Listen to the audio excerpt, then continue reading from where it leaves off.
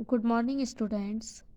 भजोई महाविद्यालय के शैक्षणिक यूट्यूब चैनल पर आप सभी का हार्दिक अभिनंदन है। आप बीए तृतीय वर्ष के छात्र छात्राएं ध्यान दें। पिछली वीडियो में हमने आपके सेकंड पेपर पर्यावरण अध्ययन में पर्यावरण के जैविक तत्व समूह के बारे में समझाया था। आज हम आगे के टॉपिक पर ध्यान देंगे, पढ़ेंगे। मानवीय क्रियाकलापों के आधार पर पर्यावरण के 3 संघटक हैं। सबसे पहला हमारा है भौतिक या प्राकृतिक पर्यावरण।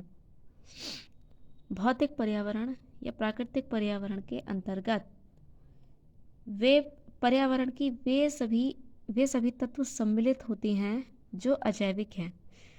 अर्थात पर्यावरण के जितने भी अजैविक तत्व हैं वे भौतिक पर्यावरण के अंतर्गत आते हैं। क्या होते हैं अजैविक तत्वों में? जैसे चट्टानें, पर्वत, पठार, मिट्टी, जल, नदियाँ, झीलें, तालाब, महासागर एवं इनसे संलग्न जो भी धरातलीय आकृतियाँ हैं वो सभी भौतिक पर्यावरण के अंतर्गत आती हैं, सम्मिलित होती हैं। अगला हमारा सांस्कृतिक पर्यावरण। सांस्कृतिक पर्यावरण के अंतर्गत जो भी मानव निर्मित भूदृश्य होते हैं, मानव ने अपने क्रियाकलापों के आधार पर जिन भी पर्यावरण भूदृश्यों का निर्माण किया है वे सभी सांस्कृतिक पर्यावरण के अंतर्गत आती हैं। जैसे कोई बस्ती बसाना, कोई ग्राम बसाना या कोई नगर बसाना या कोई कारखाने हैं, उद्योगों को लगाना, रेलवे स्टेशन बनाना, बस स्टॉप बनाना, पोर्ट बनाना, बंदरगाह बनाना, इन सभी चीज़ों का निर्माण जो करना कहलाता है, ये सभी सांस्कृतिक पर्यावरण के अंतर्गत आते हैं क्योंकि मनुष्य ने इनका निर्माण किया हुआ है। अगला हमारा है जैविक पर्यावरण। जैविक पर्यावरण के अंतर्गत प्रकृति की वे सभी वस्तुएं आती हैं, वे सभी चीज़ें आती हैं जो कि जैविक हैं। जैसे वनस्पति, मानव, जीव जंतु, सूक्ष्म जीवधारी, ये सभी पर्यावरण के जैविक तत्वों के अंतर्गत आती हैं, जैविक पर्यावरण के समूह हैं। स्टूडेंट्स, अगला हमारा टॉपिक है पर्यावरण अध्ययन के 4 उपागम हैं। उपागम शब्द का अर्थ होता है, इंग्लिश में अप्रोच कहते हैं उपागम को। उपागम का अर्थ होता है आना, किसी चीज़ पर संलग्न होना या निर्भर होना। मतलब अगर कोई 2 चीज़ें जुड़ी हुई हैं तो एक चीज़ दूसरी चीज़ से किस प्रकार से संबंधित हो रही है, उस प्रक्रिया को हम उपागम कहते हैं। जैसे उदाहरण के लिए आप पहले समझिए, पहला है स्थानिक उपागम। देखिए, स्थानिक का अर्थ है स्थान, स्थान से संबंधित। तो पृथ्वी पर यदि 2 स्थान है या 2 से अधिक स्थान है तो प्रत्येक स्थान का जो पर्यावरण है वह भिन्न भिन्न प्रकार का होता है, अलग अलग पर्यावरण होता है। जैसे मरुस्थल का पर्यावरण अलग होगा, पठारी क्षेत्र का पर्यावरण अलग होगा, पर्वतीय क्षेत्र का पर्यावरण अलग होगा, मैदानी क्षेत्रों का पर्यावरण अलग होगा। तो ये सभी स्थानिक भिन्नताएं हैं पृथ्वी पर, और इनके आधार पर ही हम पर्यावरण का अध्ययन करते हैं या हम पृथ्वी के स्थानों के आधार पर इनका विभाजन करते हैं। तो इसी चीज़ को हम स्थानिक उपागम कहते हैं। अगला है तंत्र उपागम। तंत्र उपागम के अंतर्गत मनुष्य पर्यावरण को एवं उसके जो क्रियाकलाप होते हैं उन सभी को अंतर संबंधित करता है। यानी किसी भी कोई भी कबीला है या कोई भी मानव का समुदाय है या कोई भी मानवीय बस्ती है, उसके जो भी क्रियाकलाप होते हैं या वह जिस भी प्रकार के क्रियाकलाप करता है, चाहे वह भोजन से संबंधित हो, चाहे उसके रहन सहन से संबंधित हो, उसके वस्त्रों से संबंधित हो, वे सभी उस स्थान के पर्यावरण से संबंधित होते हैं। इसी चीज़ को हम तंत्र उपागम कहते हैं, अर्थात वहाँ का पर्यावरण एवं मानवीय समुदाय आपस में मिलकर एक तंत्र का निर्माण करते हैं, एक सिस्टम का निर्माण करते हैं। उस चीज़ को हम पर्यावरण के सापेक्ष तंत्र उपागम कहते हैं। अगला हमारा पारिस्थितिकी उपागम। पारिस्थितिकी उपागम के अंतर्गत भूतल के किसी प्रदेश या भूखंड में, मतलब पृथ्वी के किसी भी स्थान पर जो भी निवास करने वाला मानवीय समूह होते हैं, वहाँ वो मानवीय समूह एवं वहाँ का जो पर्यावरण है, उस पर्यावरण के अंतर संबंधों के विश्लेषण को पारिस्थितिकी उपागम कहते हैं। देखिए, तंत्र उपागम और पारिस्थितिकी उपागम में क्या अंतर है। तंत्र उपागम के अंतर्गत मनुष्य जो है मतलब और वहाँ के पर्यावरण, जिस स्थान पर रह रहा है वहाँ के पर्यावरण के अकॉर्डिंग अपने क्रियाकलाप करना शुरू कर देता है।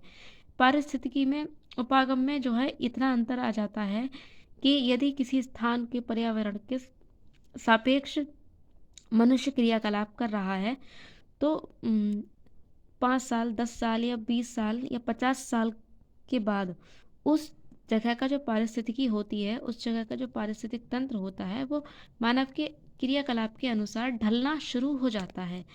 अर्थात एक ही प्राकृतिक पर्यावरण में जितनी भी वस्तुएं होती हैं, जितनी भी जैविक व अजैविक घटक होते हैं, तत्व होते हैं, वे सभी एक दूसरे के ऊपर निर्भर होने लगते हैं।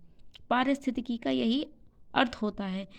यदि मानव किसी स्थान पर जानवरों को पाल रहा है और वह जानवरों को अपने उपभोग हेतु ले रहा है और आसपास के क्षेत्र में वो मानवीय वस्तुओं का आदान प्रदान कर रहा है। मान लिया किसी ने अपनी दूध की डेयरी खोल ली है और वह उस स्थान पर रहने वाले लोगों के लिए दूध बेच रहा है, तो वहाँ के लोग उसी व्यक्ति पर निर्भर हो जाएंगे। अगर वो नहीं होगा तो कोई ना कोई व्यक्ति उनको चाहिए कि हाँ, किसी चीज़ के लिए उस पर निर्भर रहना ही रहना है। या कोई सब्जी बेच रहा है या किसी भी प्रकार का कोई व्यापार कर रहा है कोई व्यक्ति, और उस व्यापार पर आस पड़ोस में रहने वाले लोगों का जनजीवन निर्भर है, ना केवल लोगों का बल्कि जीव जंतुओं का भी जीवन निर्भर है, तो वे सभी चीज़ें पारिस्थितिकी उपागम के अंतर्गत आने लगती हैं। यही पारिस्थितिकी उपागम है। अगला है आचरण उपागम। आचरण उपागम के अंतर्गत पृथ्वी पर कोई भी क्षेत्र है जहाँ पर कोई मानवीय समूह निवास कर रहा है या रह रहा है, तो उसका जो व्यवहार होता है, उसका जो आचरण होता है, उस पर्यावरण के अनुकूल मिलना शुरू हो जाता है। यानी कि वह अपने आप को उस पर्यावरण के अनुकूल ढालना शुरू कर देता है। जैसे उदाहरण के लिए हम मान लें, आपको क्या बताते हैं, मांसाहारी मनुष्य का उदाहरण ले लीजिए। अब किसी स्थान पर अधिक मांसाहारी लोग मिलते हैं तो किसी स्थान पर कम मांसाहारी लोग मिलते हैं, मतलब शाकाहारी ज़्यादा होते हैं। यहाँ हम जीव जंतुओं की बात बाद में करेंगे, पहले हम मनुष्य की बात करते हैं। देखिए, जो ठंडे क्षेत्र होते हैं जैसे आर्कटिक है, अंटार्कटिका है। अंटार्कटिका पर तो मानवीय बस्ती नहीं है, लेकिन आर्कटिक क्षेत्र है या बर्फीले क्षेत्र है। दूसरा मरुस्थलीय क्षेत्र है। इन क्षेत्रों पर कृषि नहीं की जा सकती। कृषि नहीं करने के कारण यहाँ पर जो रहने वाले लोग हैं, वे अपने भोजन के लिए पूरी तरह से जानवरों पर निर्भर हो गए हैं। वे जानवरों का पालन पोषण करते हैं सिर्फ अपने भोजन के लिए एवं दूध, ऊन एवं उनसे बनने वाले अन्य भोज्य पदार्थ या अन्य उपयोगी पदार्थों के लिए। तो ये आचरण उपागम के अंतर्गत आता है। जैसे हमारे भारत का दक्षिणी जो क्षेत्र है, तो दक्षिण भारतीय क्षेत्र है, वहाँ के तटीय क्षेत्रों पर मछली ज़्यादा खाते हैं लोग। इस बात से कोई मैटर नहीं करता कि वे किस कम्युनिटी से हैं, वे ब्राह्मण हैं या किसी भी अन्य जाति से हैं। ये इन सब चीज़ों से कोई मैटर नहीं करता है। ये सभी चीज़ें जो भी हमारा खान पान होता है, ये सभी प्राकृतिक पर्यावरण के अनुकूल ही होता है। इसीलिए जैसे पश्चिम बंगाल है भारत में, वहाँ पर मछली और चावल खाना बहुत ही ज़्यादा फेमस है। इसी प्रकार से अन्य तटीय क्षेत्र हैं वहाँ पर भी। अब जैसे उत्तर भारत है, उत्तर भारत में आ जाइए, उत्तर भारत में कृषि योग्य पर्याप्त भूमि मिलती है, इसीलिए यहाँ पर दक्षिण भारत की अपेक्षा अधिक शाकाहारी लोग मिलते हैं। तो ये सभी चीज़ें आचरण उपागम के अंतर्गत आती हैं। इसी के साथ हम अपना अगला टॉपिक शुरू करते हैं, पारिस्थितिकी तथा पारिस्थितिक तंत्र की संकल्पना। पारिस्थितिकी से आशय। पारिस्थितिकी शब्द जो है जर्मन भाषा के शब्द ओइकोलॉजी का हिंदी रूपांतरण है। इस शब्द का प्रयोग अर्नस्ट हैकल नामक जर्मन विज्ञानी ने किया था। अर्नस्ट हैकल के अनुसार पारिस्थितिकी जीव विज्ञान की वह शाखा है जिसमें जीवों या जीवों के समूहों तथा उनके अजैविक वातावरण के परस्पर संबंधों का अध्ययन होता है। मैंने अभी पीछे आपको बताया, पारिस्थितिकी में जीव जंतु एवं पर्यावरण के जो भी अन्य तत्व होते हैं वे सभी एक दूसरे पर किसी न किसी रूप में निर्भर करते हैं, वे हमेशा निर्भर रहते हैं। देखिए, जीव या जीवों का समूह जैविक वातावरण हो गया, और वे जिस स्थान पर रहते हैं, जैसे मिट्टी है, चट्टानें हैं, या कोई भी क्षेत्र है, पर्वतीय क्षेत्र, मैदानी या पठारी क्षेत्र, वह अजैविक वातावरण हो जाता है।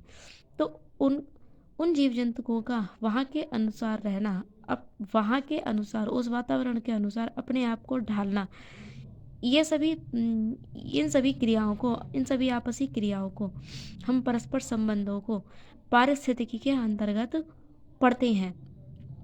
जैसे मान लीजिए कोई जंगली क्षेत्र है, जंगल में जंगल में कोई छोटा कीट पतंगा है, वह कीट पतंगा घास फूस पर निर्भर रहता है या अन्य अनाज हैं उन पर निर्भर रहता है। कीट पतंगों को चिड़िया खाती हैं या मेंढक वगैरह खाती हैं। मेंढक को सांप खाता है, सांप को मोर खाता है। तो ये सभी एक प्राकृतिक पर्यावरण के अंतर्गत चीज़ें आती हैं, जिसे हम पारिस्थितिकी तंत्र के अंतर्गत इनके आपसी संबंधों को हम पढ़ते हैं। ये आप परिभाषाएं देख लीजिएगा, इनको समझ लीजिएगा। शब्द अलग हो जाते हैं विद्वानों के परिभाषा देते हुए, लेकिन उन सभी का तात्पर्य एक ही होता है। हमारा अगला टॉपिक है पारिस्थितिकी की संकल्पना। पारिस्थितिकी की संकल्पना के अंतर्गत जैविक समुदाय एवं अजैविक समुदाय आता है। जैविक समुदाय में मैं आपको पहले पढ़ा चुकी हूँ।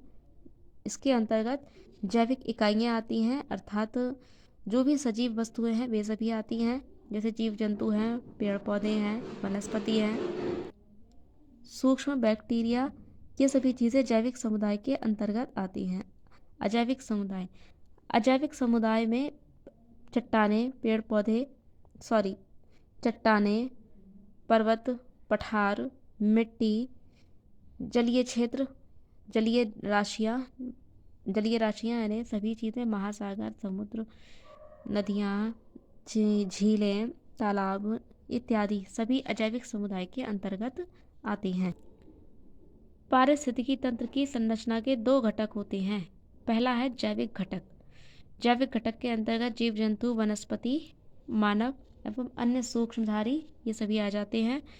अजैविक घटक के अंतर्गत अकार्बनिक एवं कार्बनिक तत्व आते हैं। अकार्बनिक तत्व में हमारा कार्बन है,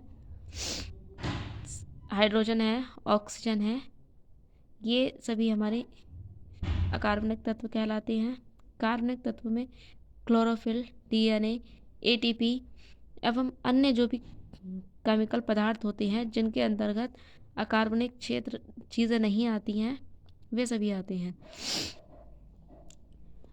पारिस्थितिकी तंत्र के घटक। पारिस्थितिक तंत्र के दो प्रकार के घटक हैं, जैविक एवं अजैविक। ऊपर मैंने आपको समझा दिया था। जैविक के अंतर्गत आते हैं हमारे उत्पादक, उपभोक्ता एवं विघटक। उत्पादक क्या होते हैं? जो भी वनस्पति होती है, घास फूस, छोटे मोटे वनस्पति, झाड़ियाँ वगैरह, पेड़ पौधे, ये सभी उत्पादक के अंतर्गत आते हैं। द्वितीय है हमारा उपभोक्ता।